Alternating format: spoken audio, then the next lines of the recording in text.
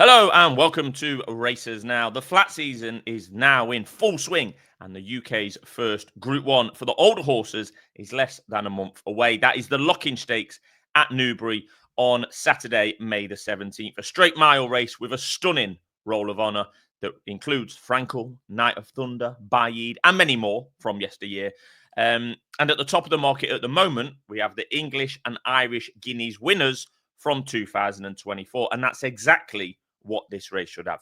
Clearly, the Guineas over a mile last year. Rosalien, a notable speech, the best 3-year-old milers in the UK. Coming back as 4-year-old, that's good news. And coming back and both hopefully starting in the Lockinge, which is also very, very good news. Rosalien and Notable Speech met twice last year, where it was one apiece. Rosalien looked all over the winner in the 2000 Guineas at Newmarket just about a year ago, particularly to people like me who backed him. But it was Notable Speech, the 16-1 shot that had 2 starts on the all-weather that was kind of sneaking progress into the race, slightly out of picture in that 2000 Guineas and mowed down Rosalien late on. Heartbreak for Rosalien backers, but a very, very impressive performance from Notable Speech nonetheless. Richard Hannon's Rosalien got his revenge when the pair next met at Royal Ascot. Rosalien had won the Irish 2000 Guineas in between that meeting at Ascot. And at Ascot, in that St. James's Palace, Notable Speech was way back in 7th. So it might be 1-1 on the scorecard between the two, but it's fair to say that Rosalien came out of those two races with a bigger reputation and bigger standing than Notable Speech. And the current Lockinge anti-post betting appears to agree with that, given that Rosalien is 2-1.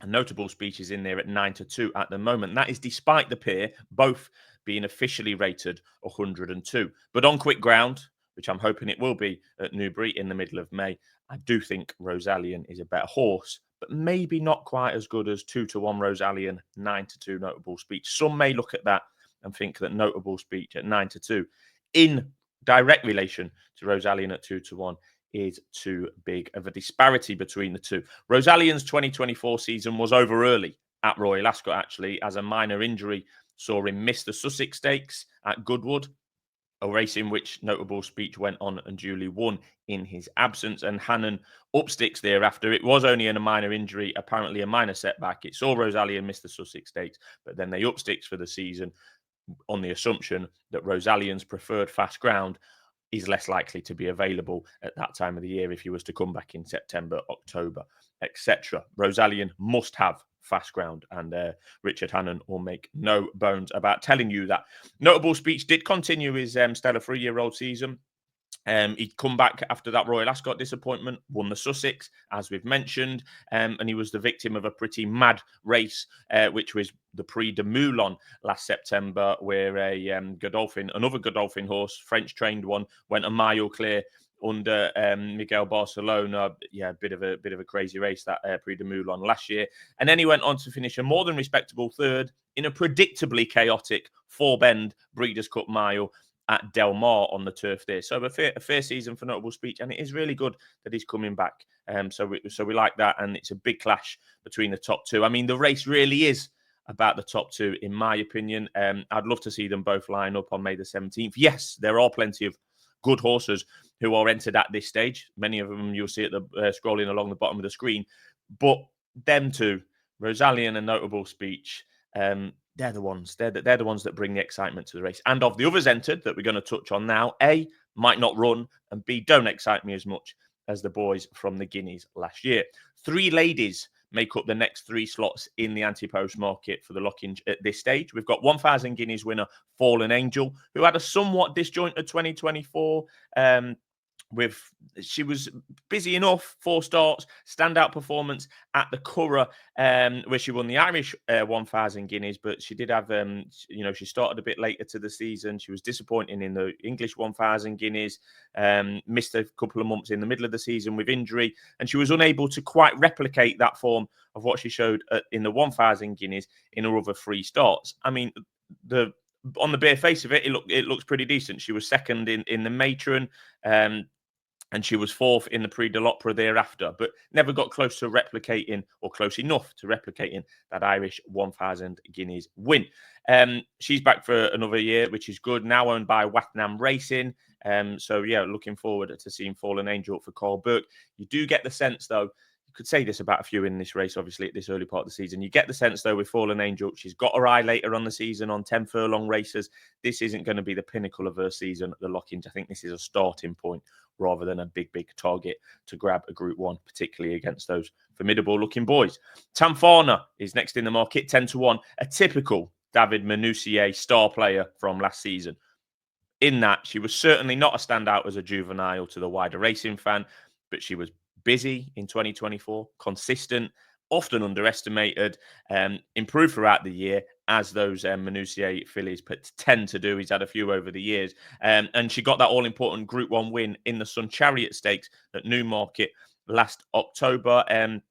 Softer ground would be more to her liking, and she actually has a higher official rating at 116 than Fallen Angels 114.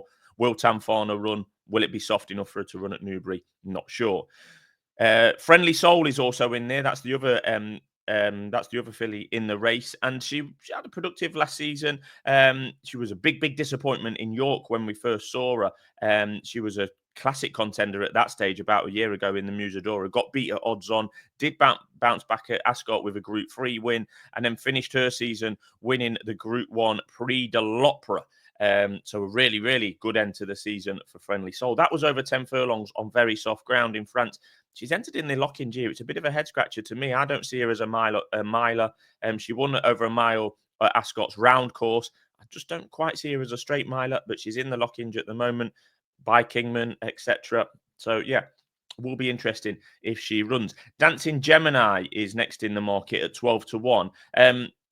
He is the only leading contender, certainly that we've touched on so far, that we have seen on the track so far this season, where he produced a career best in the listed Spring Mile at Doncaster on Lincoln Day, first day of the season in late March, in a style of a horse that should be contesting Group 1s in the very near future. If we were talking about final decks here, if we were talking about these horses have all been declared and they're ready to rumble and ready to go, I would be all over Dancing Gemini at 12-1 for this race. He would not be 12-1 for this race if he was declared. Let's have it right. But factored into that price, at the moment, anti-post rules apply that he might run elsewhere. Trainer Roger Teal says he'll run in the Bet365 mile at Sandown on April the 25th.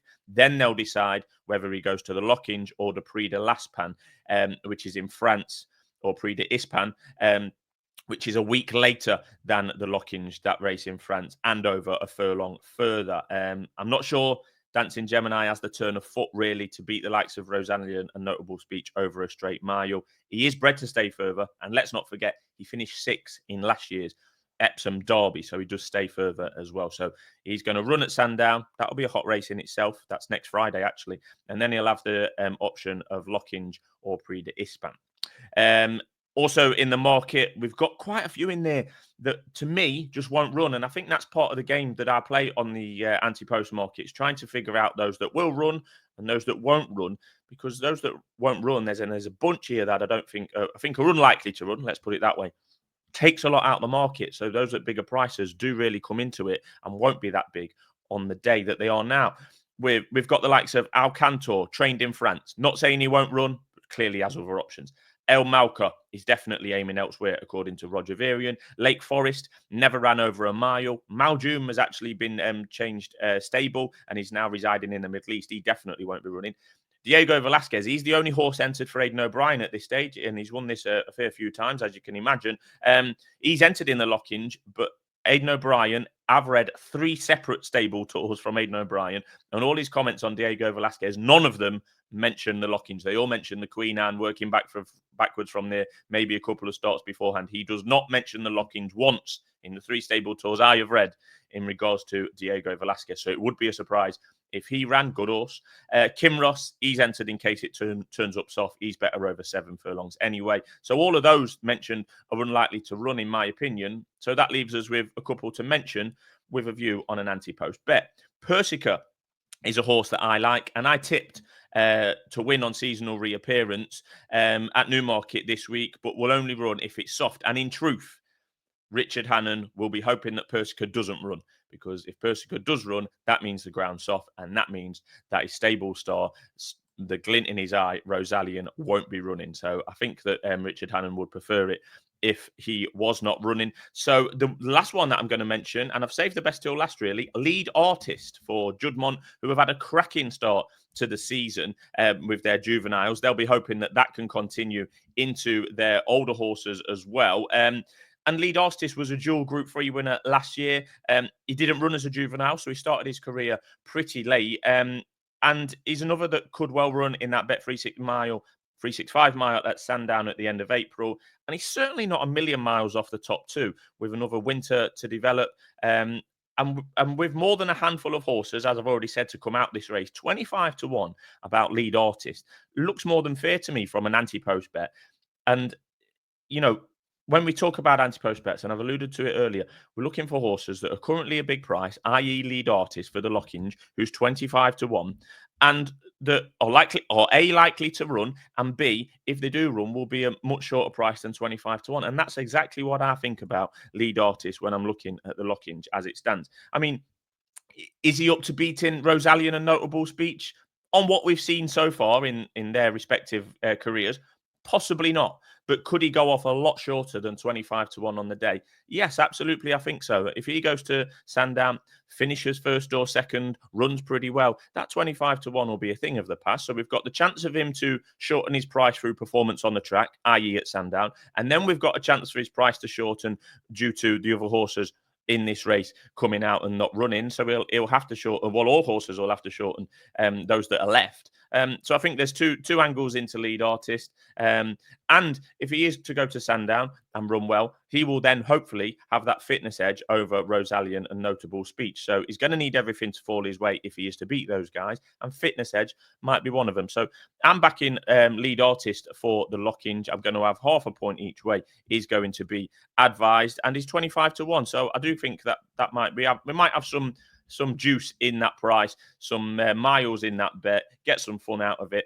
Like I say, hopefully he runs well at Sandown, and then we'll be in a great position, hopefully, as he heads to the Lockinge a few weeks later. But the Group 1s are coming thick and fast here in the UK flat season. We've already got the 2,000 guineas and 1,000 guineas fully covered, extensively covered here on Racers Now, like we do every single year. My favourite race, my favourite time of the season. And then it will soon be Royal Ascot. So keep it here on Racers Now. SD will be delivering the daily tips as usual. And I'll be looking at the anti-post stuff.